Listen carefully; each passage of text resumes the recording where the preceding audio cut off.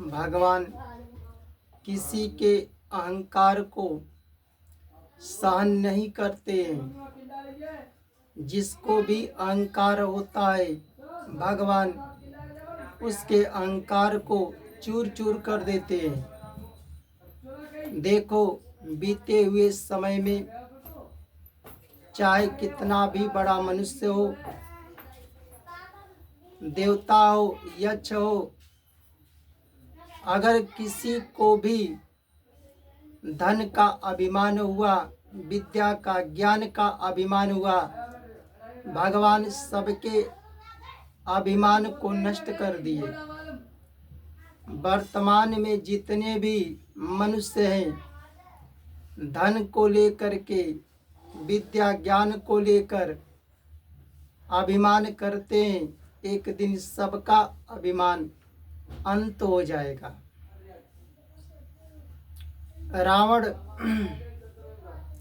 रावण को भी धन का अभिमान था। पूरी दुनिया में किसी के पास सोने का माल नहीं था, रावण के पास सोने की लंका थी। रावण को भी अभिमान हो गया था, हमारे जैसा सोने का लंका पूरी दुनिया में किसी के पास नहीं है और नहीं था। पर सोने का लंका भी रावण के पास कब तक था? वह रावण का अभिमान भी, सोने का लंका भी नष्ट हो गया। रावण को तो चारों वेद का ज्ञान भी था, पर किसी को अगर वेद का ज्ञान हो जाए तो वेद ये नहीं कहता है कि तुम मेरा ज्ञान को लेकर तुम अधर्म कर। पर रावण को भी चारों वेद का ज्ञान हो गया और इतनी शक्ति मिल गई, भगवान शंकर से, ब्रह्मा जी से इतनी शक्ति ले लिया कि सब देवता भी नीचे हो गए। और शक्ति लेकर अगर किसी के बहन को, बेटी को देखता था सुंदर, उसके मन में जच जाता था, पसंद हो जाती थी, तो जबरदस्ती उठा लेता था और उससे कहता था शादी करने के लिए। तो किसी के बहन बेटी को जबरदस्ती तुम कहो शादी करने के लिए अपनी शक्ति के बल पर, तो यह उसका अभिमान ही तो है। रावण का भी अभिमान नष्ट हो गया। कौरवों के राजा कौरवों को भी बड़ा अभिमान था। धृतराष्ट्र राजा था, दुर्योधन उसका पुत्र था। राज्य का कार्यभार धृतराष्ट्र का पुत्र दुर्योधन ही संभालता था।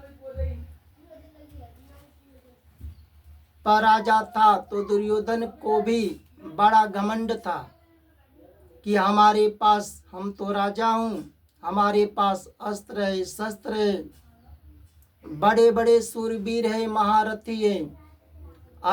अगर पांडवों का धन नहीं देंगे, उसका राज्य नहीं देंगे, तो पांडव क्या कर लेंगे? कब तक दुर्योधन के पास पांडवों का लूटा हुआ, हड़पा हुआ धन था, राज्य था, वो भी नष्ट हो गया। तो देखो, जब तक धन नहीं है तब तक तो ठीक है, जब मनुष्य के पास धन बढ़ता है तो अधिकांश लोग अभिमान करते हैं, धन को लेकर अभिमान हो जाता है। अरे भाई, वह धन भी तुम्हारे पास कब तक रहेगा? उस धन का भी नष्ट होगा और सारे धन को छोड़ करके चले जाओगे। उसी के लिए इतना बड़ा अभिमान है। भगवान तो फूल के अभिमान को भी सहन नहीं करते। जब पुष्प खिलता है ना, उसी समय से मुरझाना चालू हो जाता है। उसी तरह फूल की तरह मनुष्य के पास धन नहीं है, अगर धन बढ़ता है तो फूल की तरह झुक जाओ। झुकना क्या होता है? तुम्हारे पास धन है तो जिसको आवश्यक है धन का, उसको दान कर दो। अगर किसी बहन बेटी के माता पिता नहीं है, भाई नहीं है, उसके पैसे के लिए, रुपये के पैसे लिए शादी नहीं हो पा रहा है, तो उस बहन बेटियों को दान कर दो रुपये पैसे का। गरीबों में अन्न का दान करो, संत महात्माओं को दान कर दो, जो भिक्षक द्वार पर जाए उसे दान करो, पशु पक्षियों को खिलाने में खर्च करो। यही झुकना है। तो भगवान पुष्प के अभिमान को भी सहन नहीं करते। देखो, महाभारत में एक कथा आती है। 5 पांडव थे। पांचों क्या थे? किसके पुत्र थे? कुंती के पुत्र थे। युधिष्ठिर, अर्जुन, भीम, नकुल और सहदेव, ये पांचों बड़े धर्मात्मा थे। जितना धर्म का ज्ञान था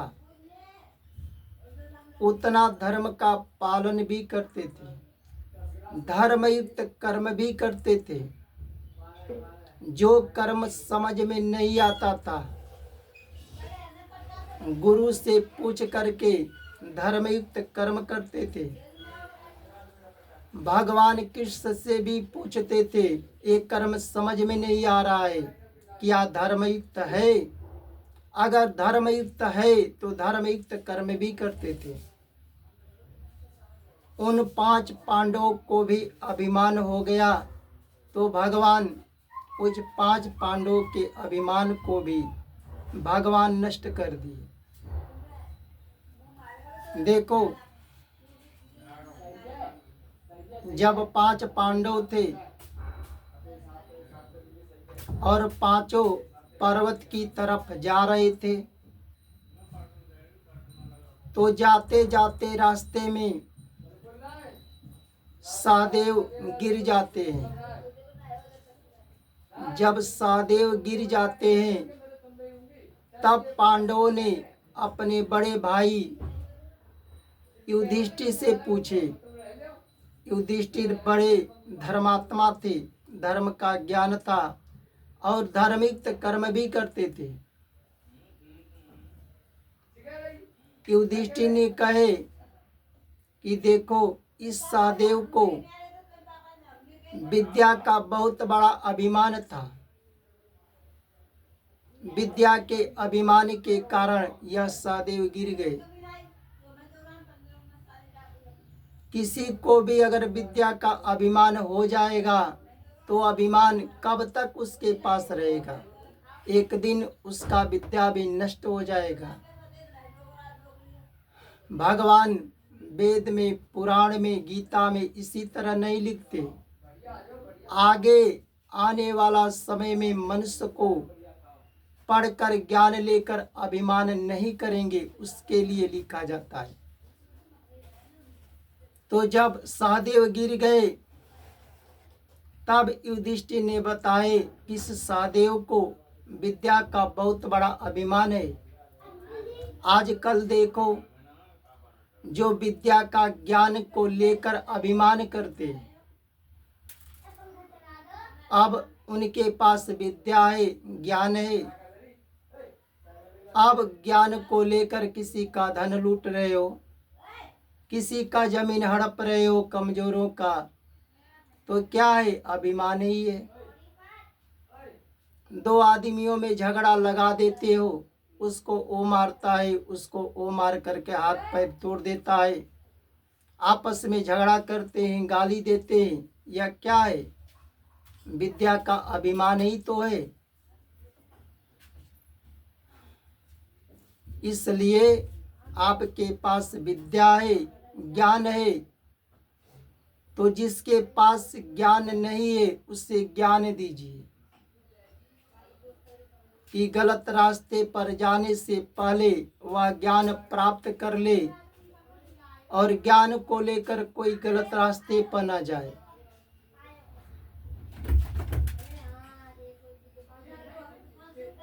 तब तो ठीक है।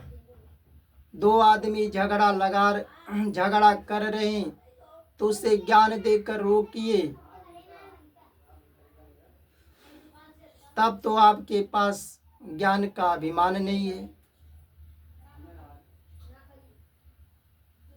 जब सहदेव उठ करके जब फिर पांडव जब जाने लगे आगे की तरफ, तब कुछ दूरी पर जब गए तो रास्ते में जाते जाते नकुल गिर गए। जब नकुल गिर गए तब पांडवों ने फिर युधिष्ठिर से पूछे कि बताओ, इस सहदेव को तो विद्या का अभिमान था तो गिर गए, पर नकुल को कौन सा अभिमान है? तब युधिष्ठिर ने बताए, इस नकुल को अपने सुंदरता का बहुत बड़ा अभिमान है, इसलिए गिर गए। आज देखो, जो भी अपनी सुंदरता का अभिमान किए वह अपने चरित्र से गिर गए, चाहे स्त्री हो चाहे पुरुष हो। कोई भी स्त्री अपनी सुंदरता का अगर अभिमान कर रही है कि हम बड़ी सुंदर हूँ, हम जिधर चलते हैं 10 लोग देखते हैं तो 10 लोग ताकते हैं। अगर किसी भी स्त्री को अपनी सुंदरता का अभिमान हो गया, हमको तो लोग 100 लोग देखते हैं तो 100 लोग देखते हैं, ताकते हैं। ऐसी स्त्री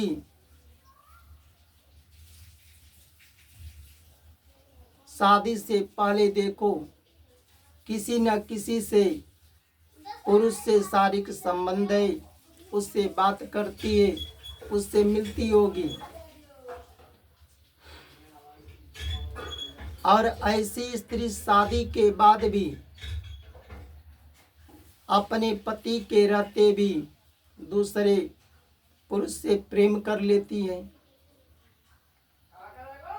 प्रेम करके शारीरिक संबंध बना लेती है, अपने पति को ही कष्ट देती है, कुएं में ढकेल देती है, अपने पति का ही धन लूट लेती है और दूसरे के साथ कहीं कहीं भाग जाती है। यह शरीर का सुंदरता ही तो है, घमंड है। तो माँ बाप अपनी लड़की को धर्म से जोड़िए, धर्म का ज्ञान दीजिए, गीता का पाठ पढ़ाइए कि उस स्त्री को, उस लड़की को अपनी सुंदरता का अभिमान न हो। अभिमान हो तो गुण का, चरित्र का अभिमान हो कि कोई देखे तो यह कहे कि यह लड़की गुणवान है, चरित्रवान है।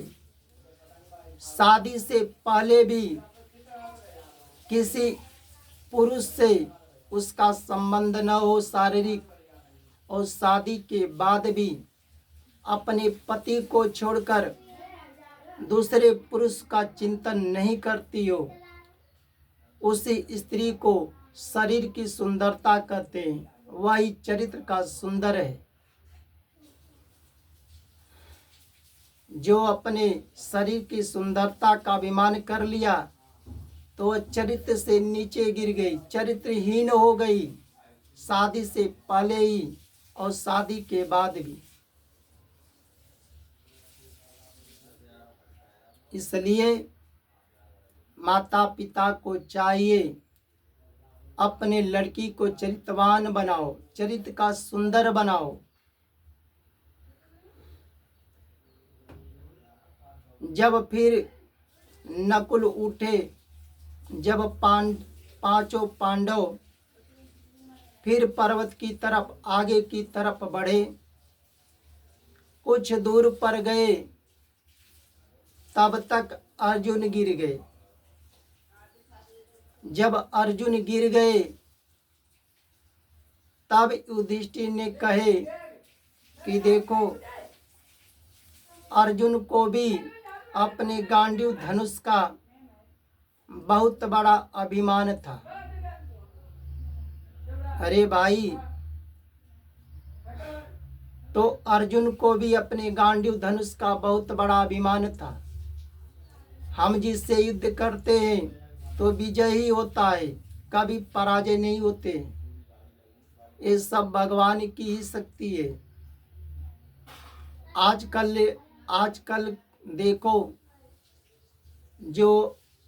जो भी आदमी अपने पास हथियार लिए, चाहे बंदूक हो, गोली हो, कुछ भी हो, अभिमान इतना है कि अपने भाई को परिवार में, समाज में, गांव में अपने भाई को हथियार से मार रहे हैं। उस हथियार के बल पर किसी का धन भी, जमीन हड़प लेते हैं, जान मार देते हैं। ऐसा अभिमान है। अरे कब तक हथियार का अभिमान करोगे? अरे करना है तो कोई तुम्हारे देश पर दुश्मन आक्रमण कर रहे हैं, तुम्हारे बहन से, बेटी से, माता से खिलवाड़ कर रहे हैं, इज्जत से, उसके लिए हथियार धारण करो, युद्ध लड़ो, तब तो ठीक है। जब फिर अर्जुन उठे, जब पांचों आगे की तरफ बढ़े, तब तक रास्ते में जाते जाते, चलते चलते भीम गिर जाते हैं। जब भीम गिर गए तब युधिष्ठिर ने बताए, इस भीम को भी बहुत बड़ा अभिमान था। जब ये रसोई के घर में जाता है, भोजन के घर में जाता है, तो सबसे पहले तो सब भाइयों का धन, सब भाइयों का भोजन चुरा कर अकेला ही खा जाता है। देखो, आजकल देख रहे हो ना, अगर किसी के पास ज्यादा शक्ति हो गया तो भाई का ही धन चुरा रहे, भाई का ही जमीन चुरा रहे, अपने परिवार का, अपने घर में हड़प रहे हैं सब। तो जो भाई का धन को चुराते, जमीन हड़प लेते हैं, उसके घर हड़प लेते हैं, तो उसका भी अभिमान कई दिन तक रहेगा? कितना दिन तक इस धरती पर जीवित रहेंगे? अरे भाई का धन लूट रहे हो, भाई का जमीन हड़प रहे हो, तो ज्यादा दिन तक तुम्हारे पास नहीं रहेगा। अगर प्रेम से दे तो ठीक है, पर अधिकांश लोग को देखो, अगर भाई के पास अगर शक्ति हो गया तो भाई का ही धन लूट रहे हैं, जो कमजोर है भाई का ही जमीन हड़प लेते हैं।